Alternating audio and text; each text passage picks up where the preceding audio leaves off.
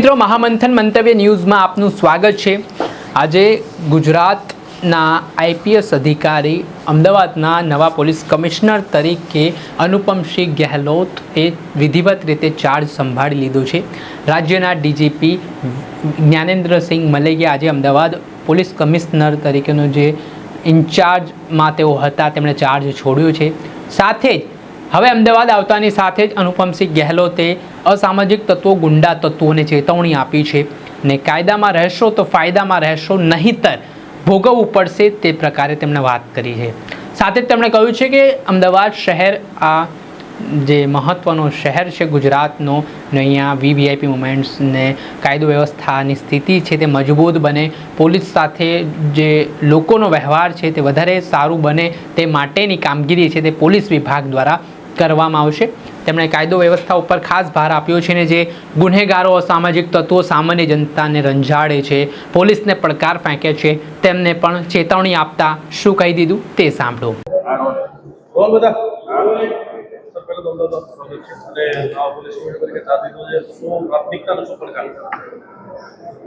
અમદાવાદ अपने રાજ્યના સૌથી જૂની 66 વર્ષ જૂની કમિશનરેટ છે અને અમદાવાદ શહેર पूरा देश में जो है एक अलग ही आगे ओळख धरावे છે।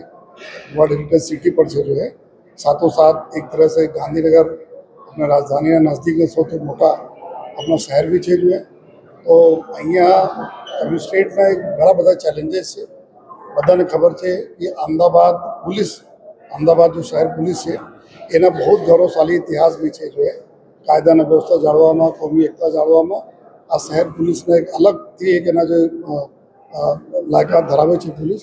હું પણ અહીંયા ડીસીપી તરીકે જો એ કામગીરી કરી ચૂક્યા છું, ઝોન 4 में ડીસીપી તરીકે હતા, વાકેફ છું એરિયાથી જો એ। અને મારી જો પ્રાથમિકતા આ છે કે જો જેટલા બી અમદાવાદ પોલીસ વર્ષોથી સારા કામ કરતી આવી છે એને આગળ વધારવાના જો है સારા કામ પબ્લિક થતા રહે, જો કન્ટિન્યુઅસ આ પોલીસ કરતી આવી છે એના અમે और સારી રીતે જો લઈ જઈશ जो है। हमारा पहले जो सीपी साहब जो है અને હાલના ડીજી સાહેબ જેટલા બી સારી કામગીરી કરી છે એને જ અમે આગળ પર લઈ જઈશું।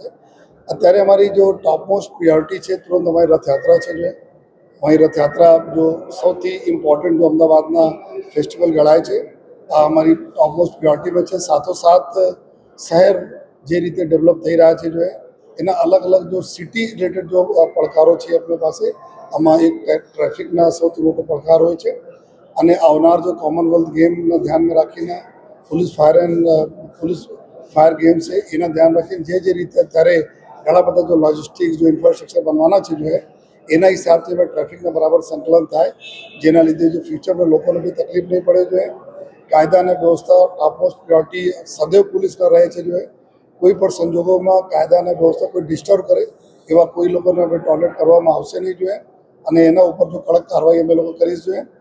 પબ્લિકના રંજાડતા ઘણા બધા તત્વો એવા હોય છે જો પબ્લિકને રંજાડતા રહે છે, ભલે ઘણા બધા કેસીસમાં જો પોલીસના ચોપડે ઉપર નથી નોંધાતા આ પ્રકારના મેટર જો है એના પણ અમે લોકો સામેથી જો પબ્લિક પાસે જઈને એના બી ટ્રાય કરીશ કે જો પોલીસના ચોપડે પર ભલે નહીં આવે પરંતુ લોકો એનાથી ત્રસ્ત હોય તો એના બી અમારી જો પોલીસ જો है અમદાવાદ પોલીસ એના ઉપર બી કાર્યવાહી કરશે જેથી કોમન મેનના એવું લાગવા જોઈએ કે ભાઈ પોલીસ ફક્ત ગુનેગારો માટે નથી પરંતુ कॉमन मैन ने भी जो है एना जो पीड़ा में साथे છે અને સામેથી જઈને પૂછશે એના जो है। સાથોસાથ जो है एक सिटी आपने खबर છે સૌથી ज़्यादा वीआईपी मूवमेंट આ शहर में रहे છે जो है આમાં भी कोई तकलीफ नहीं हो जो है અને पुलिसના વેલફેરના સાથે સાથે हमारा जो वाड़ी वर्तन છે पुलिसના जो वाड़ी वर्तन છે हमारा लगभग जो पुलिस खूब सारी છે अपनी गुजरात पुलिस आज રીતે अमदावाद पुलिस खूब सारी છે। અમુક લોકો અમુક बहुत जुलूस टका એવા છે जो प्रजा साथे जो है वाड़ी वर्तन लीधे जो है अमे लोगों ने बदनामी सहन करवा पड़े छे।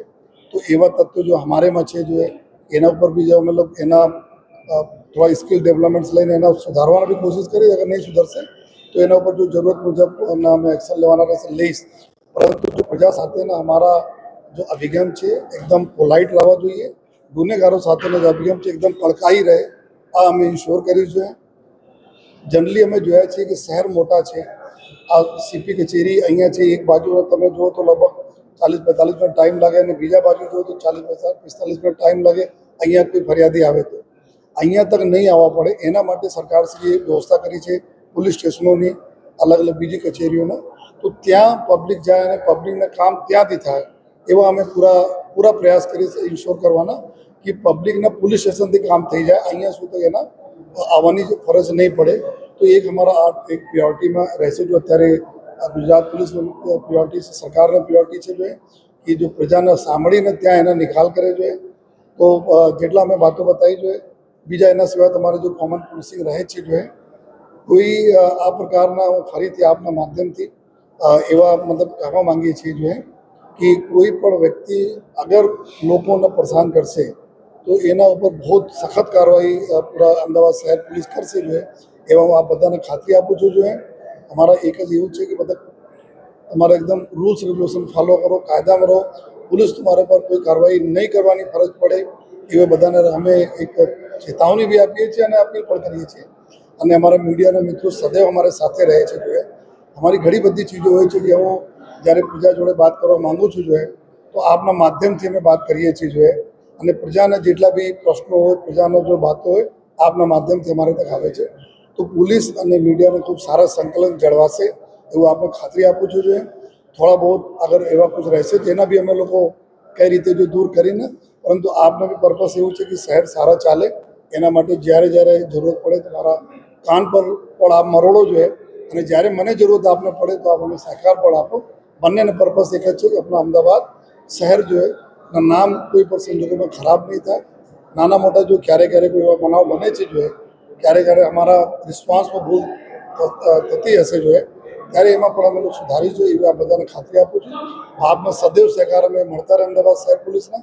આપ જો પૂરમાં હમદાવાદ આપતા રહ્યા. હું અહીંયા ડીસીપી જ્યારે સિરિયલ બ્લાસ્ટ થયા ત્યારે હું ડીસીપી તરીકે અહીંયા ઝોન 4માં હતા જોઈએ ત્યારે પણ અમે જોયા કે મીડિયાના માધ્યમથી કેટલા આપણને ક્લૂઝ મળતા હતા, કેટલી ઇન્ફોર્મેશન મળતી હતી. તો આ બધાના આ જ રીતે સહયોગ મને આપતા રહેજો એવી બધાના રિક્વેસ્ટ કરું છું. અને ફરીથી પૂરા અમદાવાદ શહેર પોલીસ એકદમ મક્કમ રહેશે કે આપણા અમારા અમદાવાદી જેટલા છે એની સુરક્ષામાં કોઈ કમી નહીં. ગુનેગારો માટે એક જ છે કે કાયદામાં રહેશો તો ફાયદામાં રહેશો, અદરવાઇઝ ભોગવવા માટે તમે રેડી રહેશો. આપે સાંભળ્યા હતા અમદાવાદના નવા પોલીસ કમિશનર અનુપમસિંહ ગેહલોત.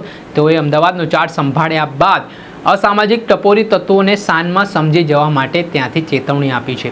જણાવી દઈએ તો અમદાવાદ સિવાય તેમણે રાજકોટ, સુરત, વડોદરા જેવા મહાનગરોમાં મહત્ત્વની કમિશનર તરીકેની જવાબદારી સંભાળી છે. 1997ના આઈપીએસ બેચના તેઓ અધિકારી છે, સિનિયર અધિકારીને તેમનો બહોળો અનુભવ છે આ પોલીસ વિભાગનો. અને તેના સંદર્ભમાં રાજ્ય સરકારે તેમને મહત્ત્વની જવાબદારી અમદાવાદ શહેરની સોંપી છે અને આગામી દિવસોમાં રથયાત્રા પણ છે. તેને લઈને હવે તૈયારીઓના ભાગરૂપે તેમણે વાત પણ કરી. દર્શક મિત્રો, આવા જ વિડીયો જોવા માટે મહામંથન મંતવ્ય ન્યૂઝ જોતા રહો, લાઇક કરો, શેર